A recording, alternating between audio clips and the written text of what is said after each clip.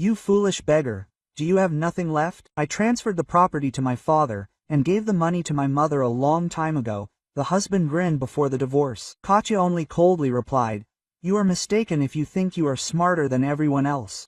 And before we continue, please write what country you are from and how old you are.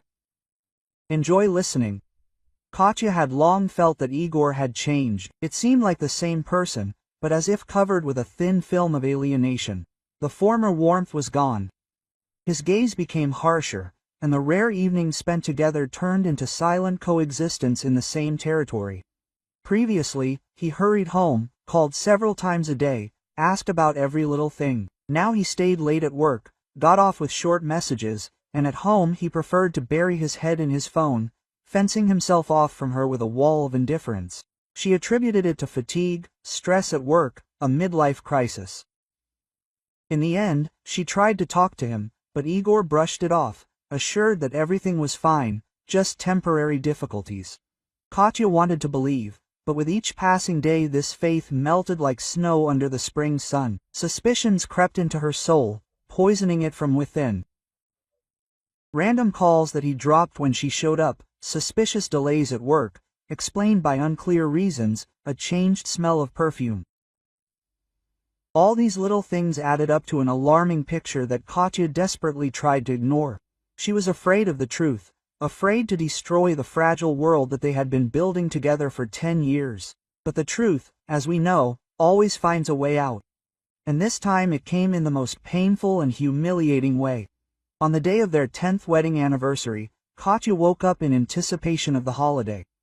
She cooked his favorite breakfast, put on a new dress, carefully put on makeup, wanted to create an atmosphere of romance and warmth, to remind them both of the feelings that once connected them. Igor woke up late, looking rumpled and with a heavy gaze. Didn't congratulate her, didn't kiss her, didn't even really look at her. Silently drank his coffee, quickly got dressed and headed for the exit. Igor, where are you going? Katya asked, trying to maintain a cheerful tone. It's our anniversary today. He stopped at the door, turned to her and said the words that changed her life forever. Katya, we need to get a divorce. Something inside her seemed to snap. The world went dark, the ground went out from under her feet. She stood as if paralyzed, unable to utter a word. Quote, I met someone else, Igor continued, not looking away. There was no regret or remorse in his voice, only a cold, calculating detachment. And I decided that there was no point in dragging it out. Katya was silent, trying to comprehend what she had heard. 10 years of life together, love, hopes and plans. All of this was crossed out in one short conversation. But what about us? She finally said, barely holding back her tears. What about our plans? Igor shrugged. You'll be fine, he answered indifferently. You're young, beautiful, you'll find someone for yourself. At that moment, Katya felt rage boiling inside her. Not from resentment, not from pain, but from the realization of how insignificant he considered her, how easily he was ready to throw her out of his life, like an old, unnecessary thing. Property? She asked, gathering the remnants of her composure. How are we going to divide the property? Igor grinned. And there's nothing to divide, he declared with undisguised mockery. You'll be left a beggar. Katya frowned in bewilderment. What do you mean? That's exactly what I mean, Igor replied, pleased with the effect he had produced. I made sure you didn't get a penny. He explained that he had transferred the house they lived in to his father. And all the money they had in their accounts, he allegedly gave to his mother. All this was done in advance so that Katya would not be able to claim anything in the event of a divorce. Do you think I'll believe this nonsense? Katya was indignant. You know perfectly well that this is illegal. And you try to prove it, Igor grinned. Good luck. With these words, he turned around and walked out of the apartment, leaving Katya alone and stunned. She stood in the middle of the luxurious living room, which had recently seemed like a cozy family nest to her, but had now turned into a symbol of betrayal and deception.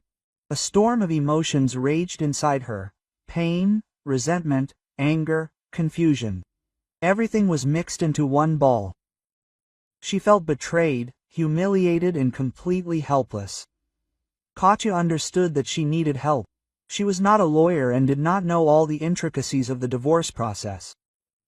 She needed someone who could advise her, support her and help her draw up an action plan.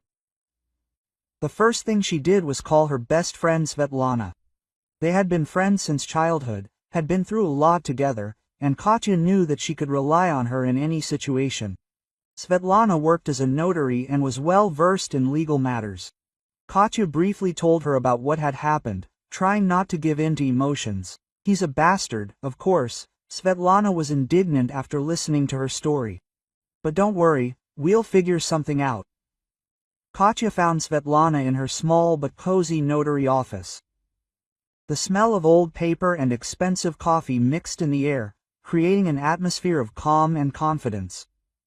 Exactly what Katya needed now.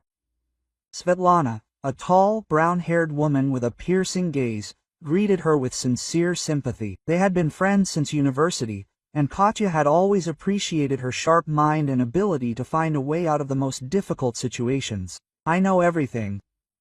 Svetlana hugged Katya, letting her feel her support. "Hold on, we'll figure it out."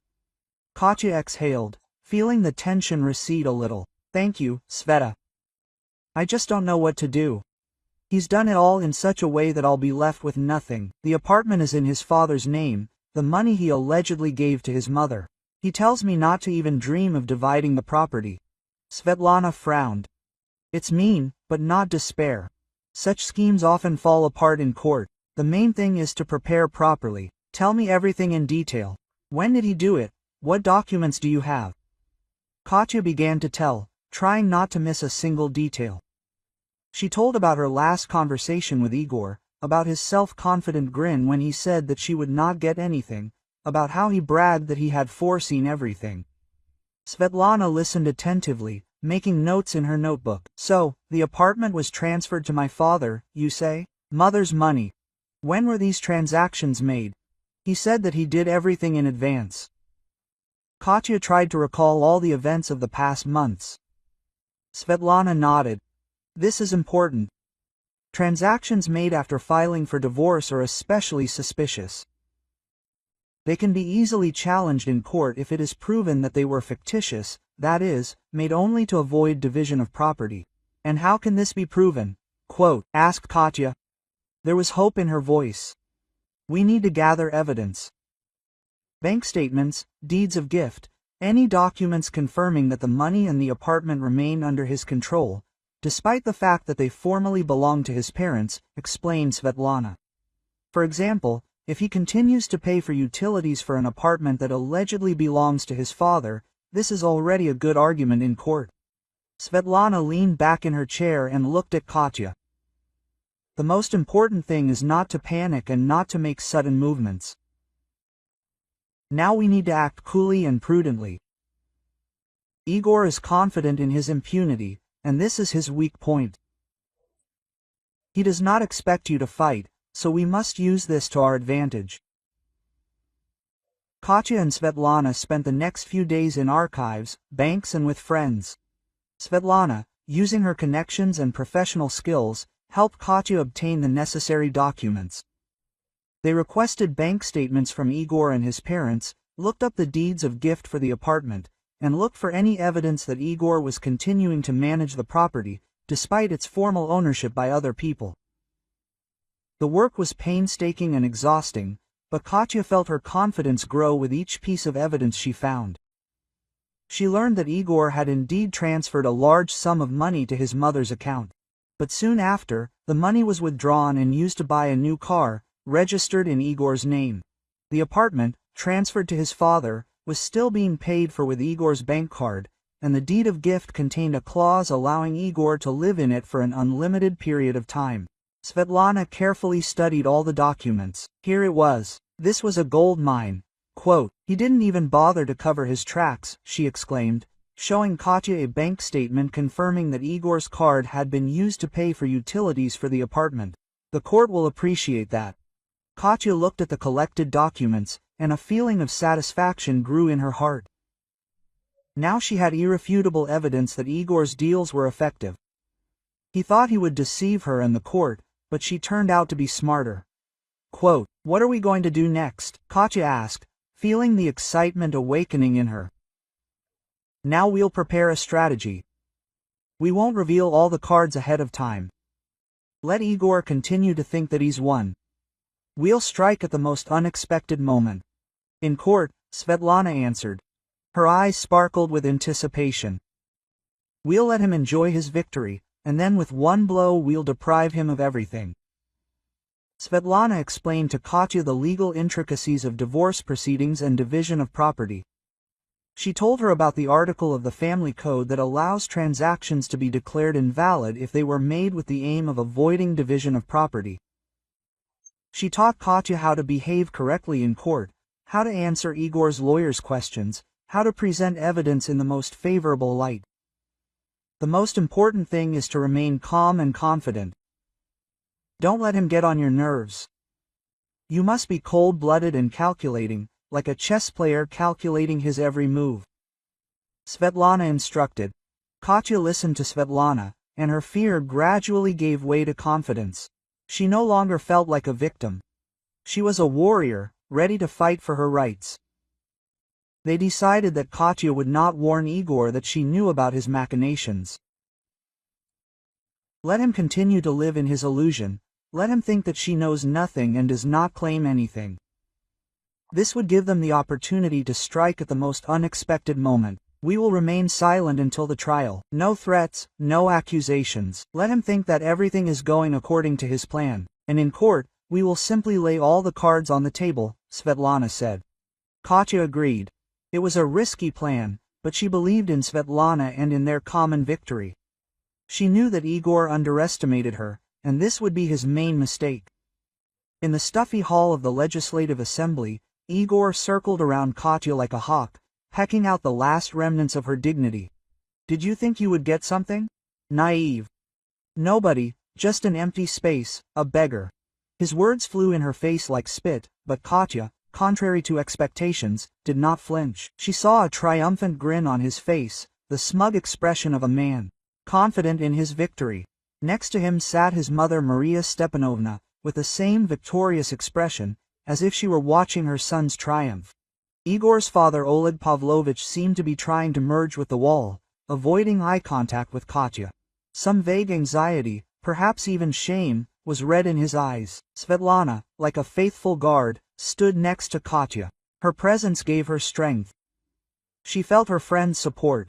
Her unspoken, "I am here, I am with you." Katya's confidence grew stronger with every second. The fears she had experienced over the past months transformed into cold determination.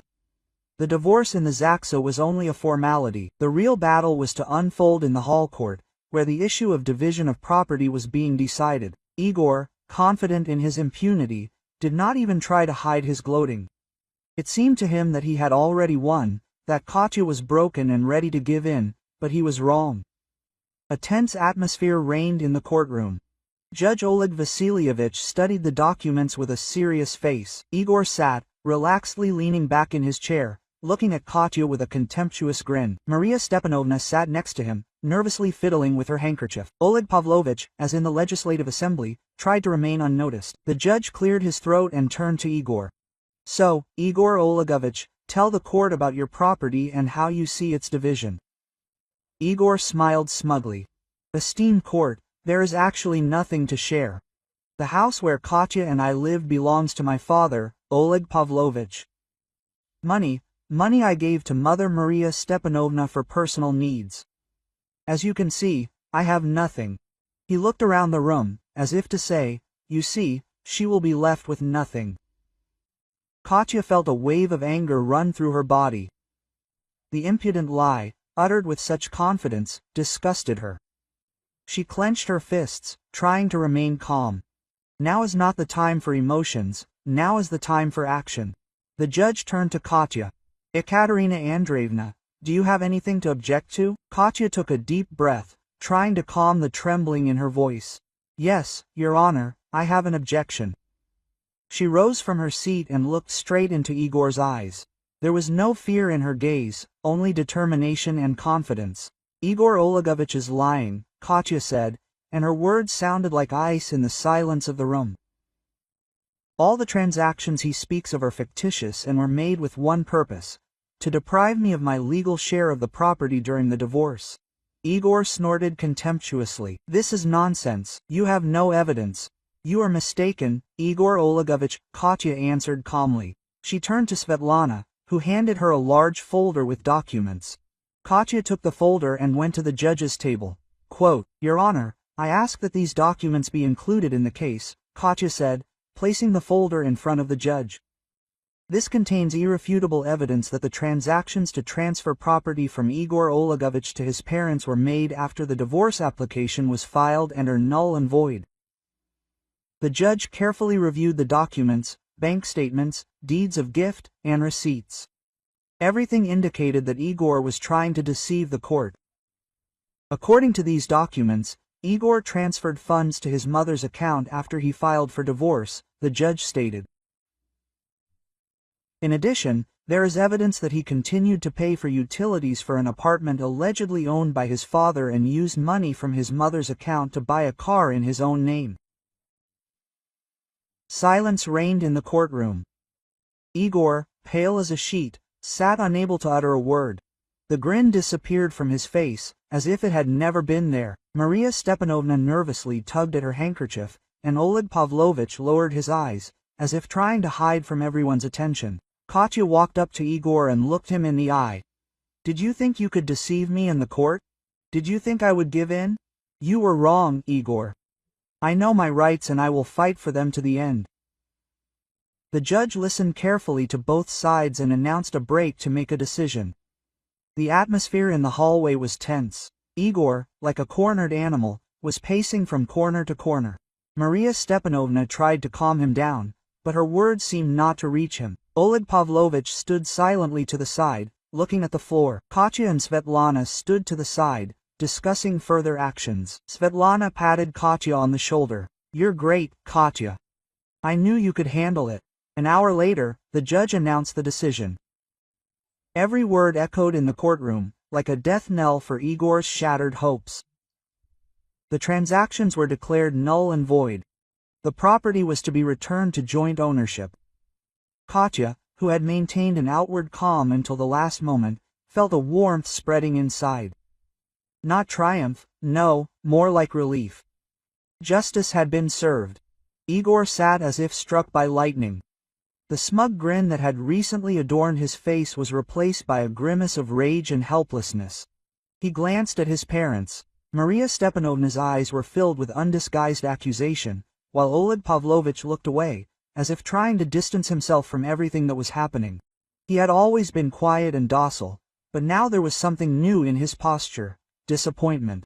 When the judge finished, Igor jumped up, clenching his fists. This was unfair. Quote, "It's all a setup," he shouted, looking at Katya. You planned all this." Katya looked up at him. There was no malice or triumph in her eyes. Only fatigue and some strange, detached sympathy. Quote, "No, Igor," she answered quietly. "I was just defending myself. You gave me all the cards yourself." He wanted to say something else, but the lawyer tugged at his sleeve, hissing warningly. Igor angrily pulled his hand away and, muttering something unintelligible, ran out of the courtroom, slamming the door so hard that the glass shook. Katya turned her gaze to Igor's parents. Maria Stepanovna looked at her with undisguised hatred. Quote, "You destroyed our family," she hissed. "You deprived Igor of everything." "I didn't destroy your family," Katya answered calmly. "Igor destroyed it with his lies and greed. I was just defending what was mine by law." "The law?" Maria Stepanovna snorted contemptuously.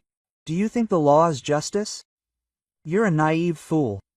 "Perhaps," Katya agreed, "but it was the only thing I had. And I took advantage of it." Oleg Pavlovich silently approached Katya and extended his hand. "Forgive him, Katya," he said quietly. "He did something stupid and got us involved." Katya shook his hand. She saw sincere remorse in his eyes. "I understand, Oleg Pavlovich, but he needs to answer for his actions." Maria Stepanovna grimaced contemptuously and turned away. Katya sighed and headed for the exit. Svetlana was waiting for her at the door. "Well, my friend," Svetlana smiled, hugging Katya. "Justice triumphed?" "Yes," Katya nodded. "But at what cost?" They left the courthouse. The bright sun was shining outside. Katya inhaled the fresh air, full of it. It seemed that along with the dry air of the courtroom, she left all her grievances and disappointments there. A new life awaited her. A new life that began not with a clean slate, but with half of the jointly acquired property. And it was fair. In the evening, Igor called Katya. "Are you happy?" he asked hoarsely. "Did you get your way?" "I got justice, Igor," Katya answered. "And am I happy?" "No, I would prefer that none of this had happened." You could have stopped all this," he shouted. "You could have just left." "Leave with nothing," Katya smiled bitterly. "Is this what you wanted, so that I would regret all my life that I did not protect myself?" "No, Igor, I'm not like that. You ruined my life." "You ruined it yourself," Katya snapped. "You made your own choice." She hung up. She didn't want to listen to him anymore. She didn't want to live in the past anymore. The next few weeks were spent in fuss, dividing property, re-registering documents, looking for a new apartment. Katya threw herself into work, trying not to think about the past, but thoughts still returned, tormenting her soul. She remembered how she and Igor met, how they loved each other, how they made plans for the future. Where did all this go? When did their relationship turn into a battlefield? Svetlana supported her in every possible way. She helped her with the documents, advised her on how best to act in this or that situation. Thanks to Svetlana, Katya felt less lonely. One evening Svetlana came to visit her. "How are you?" she asked, looking at Katya. "It's fine," Katya answered, trying to smile. "Everything is going as usual." "I can see that it's hard for you," Svetlana said. "Don't hide from me." Katya sighed and sat down on the sofa. "It hurts me a lot, Sveta," she admitted. "I don't understand how Igor could do this to me. We loved each other." Quote, "Love is a fragile thing," Svetlana answered. "It can be easily broken, especially if there is no honesty and trust in it." "Do you think I should forgive him?" Katya asked.